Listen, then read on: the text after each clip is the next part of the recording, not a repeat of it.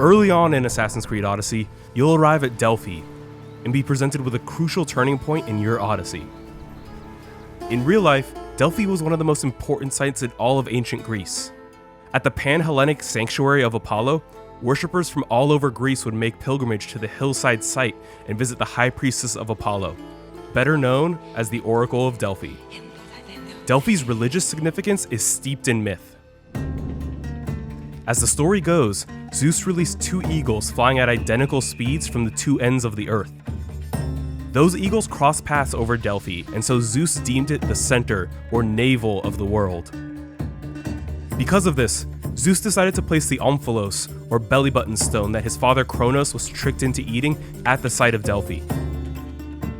The thing is, the site wasn't always called Delphi.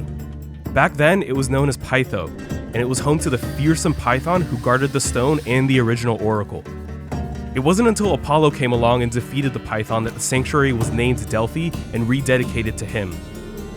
You'll see references to this myth all over Greece in the statues of Apollo grappling with the Python. And be sure not to miss the giant Python skeleton just outside Delphi. The influence of mythic Pythos still remains long after Apollo's intervention.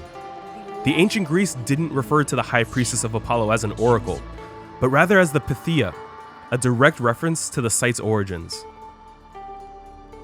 The PYTHIA was one of the most important figures in the entire ancient world. Believed to have the power to speak to the gods and decipher the future, she could influence wars, politics, and culture more than any other individual.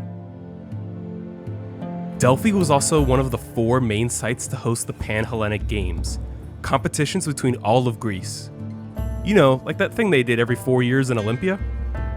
In Delphi, these were known as the Pythian Games.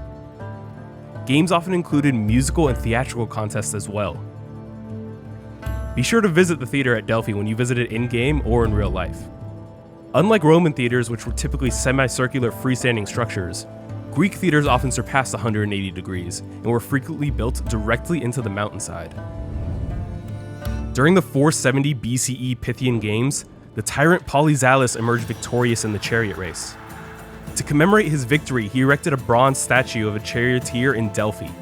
The statue is one of the finest examples of Greek lost wax bronze casting and can still be seen today at the Delphi Museum. Today, Delphi lies mostly in ruins, as little remains of the Temple of Apollo other than a few Doric columns. The best preserved building on the entire site? That would be the reconstructed Treasury of Athens. Treasuries were dedication offerings presented by individual cities to display their wealth and piety in comparison to other cities. Greek city-states were constantly in competition with one another.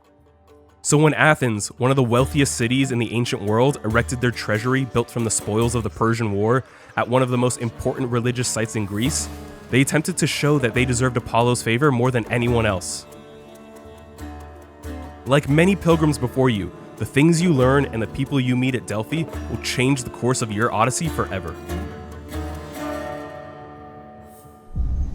Assassin's Creed Odyssey, available now.